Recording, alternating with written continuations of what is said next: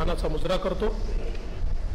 भारतीय राज्यघटनेचे शिल्पकार भारतरत्न डॉक्टर बाबासाहेब आंबेडकर यांना मानवंदन अर्पित करतो। आज सेठ गोवर्धनदास सुंदरदास वैद्यकीय महाविद्यालय आणि किंग एडवर्ड मेमोरियल हॉस्पिटल या मुंबईच्या सामाजिक जीवनातील एक अत्यंत महत्त्वाच्या संस्थेच्या शताब्दी समारोहामध्ये मंचावर उपस्थित असलेले आमचे सहकारी मंत्री मंगलप्रभात लोढाजी, मंत्री प्रताप सरनाईकजी, खासदार मिलिंद देवराजी, आमदार कालिदास कोळंबकरजी, राजहंस सिंहजी, अजय चौधरीजी, महानगरपालिकेचे आयुक्त भूषण गगरानीजी, डॉक्टर विपिन शर्माजी, संजय कुऱ्हाडेजी, आपल्या dean doctor Sangeeta Rawat, doctor Pathak या ठिकाणी उपस्थित मंचावरील सर्व मान्यवर, समोर उपस्थित असलेले सर्व प्राध्यापक, विद्यार्थी, ॲल्युमनाय आणि या सर्व मेडिकल कॉलेजमध्ये काम करणारे अधिकारी, कर्मचारी, भगिनी आणि बंधूंनो, आज हा अतिशय महत्त्वाचा दिवस आहे की आपण मुंबईतील एक अतिशय ऐतिहासिक अशा या संस्थेच्या शताब्दी समारोहाची सुरुवात करतो। खरं म्हणजे सेठ गोवर्धनदास सुंदरदास वैद्यकीय महाविद्यालयाच्या उभारणीत doctor K N. Bahadurji, sir Firozshah Mehta आणि डॉक्टर जीवराज मेहता यांच्यासह अनेक तज्ज्ञांची मदत त्या काळामध्ये झाली। आणि मी जेव्हा त्याचा इतिहास बघत होतो तेव्हा माझ्या लक्षात आलं की हा थोडासा राष्ट्रवादाशी देखील जोडलेला आहे। कारण डॉक्टर के.एन. बहादुरजी लंडन विद्यापीठातून MD पदवी घेऊन ज्यावेळेस परत आले त्यावेळी ते ती पदवी मिळवणारे पहिले भारतीय होते। पण भारतीय असल्यामुळे त्यांना ग्रँट मेडिकल कॉलेजमध्ये प्राध्यापकाची नोकरी त्या ठिकाणी नाकारण्यात आली आणि मग त्यांनी हा निर्णय केला की भारतीयांना सोबत घेऊन अशा प्रकारचं एक वैद्यकीय महाविद्यालय आपण उभारलं पाहिजे। दुर्दैवाने हे वैद्यकीय महाविद्यालय उभारण्याच्या आधीच त्यांचा डॉक्टर के.एन. बहादुरजी यांचा मृत्यू झाला। पण त्यानंतर मात्र त्यांचे जे सगळे सहकारी होते त्या सहकार्याने या ठिकाणी मेहनत करून आणि हे जे काही वैद्यकीय महाविद्यालय आहे उभारलं आणि आज त्यामुळेच आपण सगळे लोक याचा शताब्दी समारोह साजरा करतोय। मी आज या 100 वर्षाच्या वाटचालीमध्ये या वैद्यकीय महाविद्यालय आणि इस्पितळाच्या जडणघडणीमध्ये ज्या ज्या लोकांनी कॉन्ट्रीब्यूट केला आहे, ज्या ज्या लोकांनी याच्यामध्ये स्वतःचे श्रम दिलेले आहेत, ज्या ज्या लोकांनी आपला वेळ दिलेला आहे, ज्या लोकांनी आपलं समर्पण केलं आहे, अशा सर्वांना मनापासून धन्यवाद देतो, त्यांचे मनापासून आभार मानतो। एखाद्या व्यक्तीच्या जीवनामध्ये 50वी 75वी एक अतिशय मोठा पडाव असतो, पण संस्थेकरता 100 वर्ष ही एक सिंहावलोकन करण्याची वेळ असते। 100 वर्ष जेव्हा संस्था चालते तेव्हा निश्चितपणे त्या संस्थेतल्या कारभारामध्ये काही ना काही विशेषता असते म्हणून ती चालते। आणि म्हणून 100व्या वर्षी पुढच्या 100 वर्षाचं प्लॅनिंग करायचं असतं आणि गेल्या 100 वर्षाचं सिंहावलोकन करायचं असतं। आज हे सिंहावलोकन करताना या ठिकाणी अनेक जी चांगली कामं या हॉस्पिटलमध्ये झालेली आहेत त्याचा देखील उल्लेख करणं किंवा आपण सगळ्यांनी त्याची आठवण ठेवणं हे अत्यंत महत्त्वाचं आहे। खरं तर एक उल्लेख केला पाहिजे तो म्हणजे ज्या प्रकारे अरुणा शानबाग यांची 41 वर्ष आस्थेने या ठिकाणी त्या व्हेजिटेटिव्ह स्टेजमध्ये असताना देखील सेवा शुश्रूषा करण्यात आली.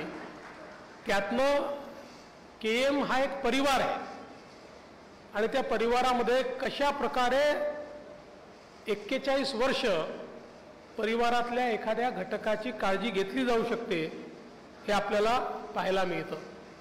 या ठिकाणी डॉक्टर रवी बापट यांनी वॉर्ड नंबर 5 KM हे पुस्तक लिहिलेलं आहे आणि एक प्रकारे निष्ठेने काम करणाऱ्या डॉक्टरचं आत्मकथन हे आपल्याला त्यामध्ये पाहायला मिळतं.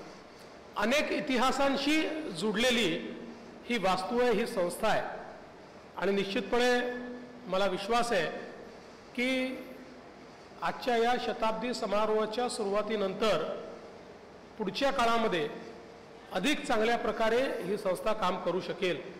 आज आपण कर्मचारी निवासस्थानाचं 21 मजली इमारतीचं भूमिपूजन देखील या ठिकाणी केलेलं आहे. आज आपण पाहतोय की विशेषतः हेल्थकेअरच्या क्षेत्रामध्ये मोठ्या प्रमाणात परिवर्तन होत आहे. महाराष्ट्रामध्ये मागच्या काळात आम्ही निर्णय केला की प्रत्येक जिल्ह्यामध्ये मेडिकल कॉलेज असलं पाहिजे आणि मला सांगताना आनंद वाटतो की मागच्या एका वर्षात आपण 10 नवे मेडिकल कॉलेजेस सुरू करू शकलो. 1000 नवीन विद्यार्थ्यांकरता मेडिकल एज्युकेशन हे आपण त्या ठिकाणी सुरू करू शकलो आणि त्यातनं अधिक डॉक्टरांची संख्या ही निर्माण करण्यामध्ये देखील आपल्याला एक फायदा मिळाला. इथे येण्यापूर्वी मी पॅन IITच्या कार्यक्रमात गेलो होतो आणि ती संपूर्ण जे IITचे सगळ्या देशभरातल्या सगळ्या IITचे जे ॲल्युमनाय ग्लोबली वेगवेगळ्या ठिकाणी आहेत त्या सगळ्यांची ती एक फार मोठी समिट होती आणि यावेळेस समिटचा त्यांनी विषय जो ठेवला आहे तो ग्रामीण भागातली healthcare using technology in healthcare in rural areas अशा प्रकारची त्यांनी थीम ठेवली आहे. मला असं वाटतं की तंत्रज्ञानाने हेल्थकेअरच्या क्षेत्रामध्ये प्रचंड मोठं परिवर्तन होत आहे.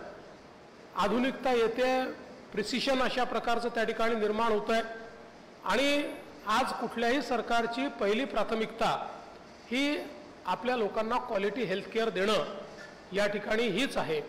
आपण सगळ्यांनी कोविडच्या काळामध्ये बघितलं आपल्या KM सहित आपल्या सगळ्या मुंबईतल्या रुग्णालयांनी ज्या प्रकारचं कार्य हे कोविडच्या काळामध्ये केलं ते मला असं वाटतं अतिशय ज्याला आपण अभिनंदनीय आहे असं अशा प्रकारचं कार्य या ठिकाणी झालं. आणि विशेषतः सरकारी आणि महानगरपालिकेचे जे हॉस्पिटल्स आहेत या हॉस्पिटल्सवर असलेला ताण हा देखील मला असं वाटतं की अत्यंत महत्त्वाचा घटक आहे.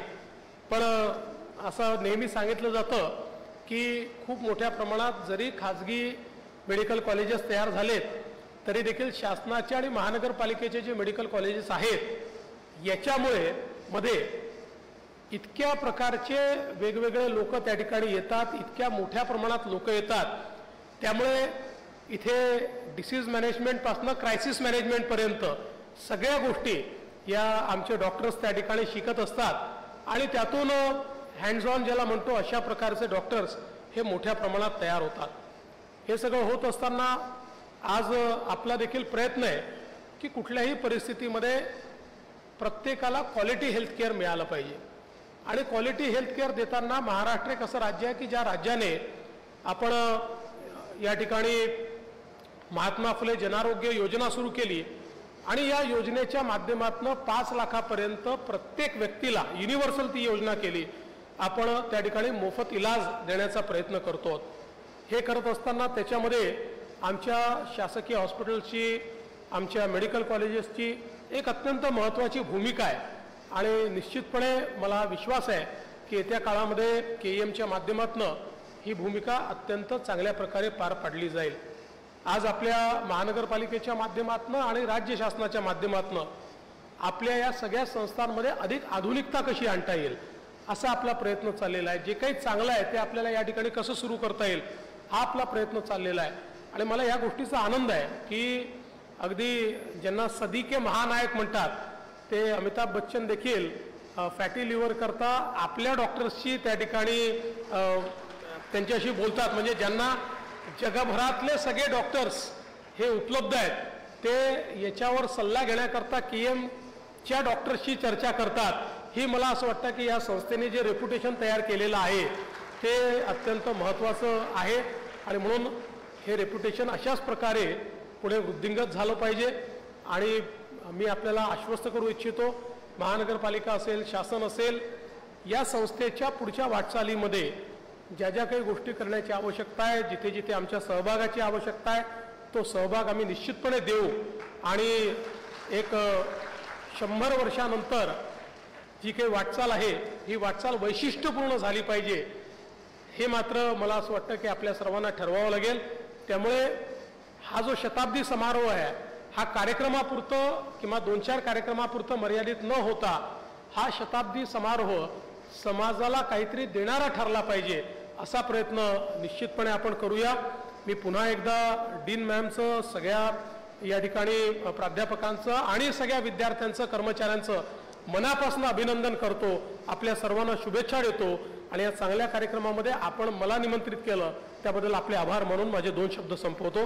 धन्यवाद. जय हिंद, जय महाराष्ट्र.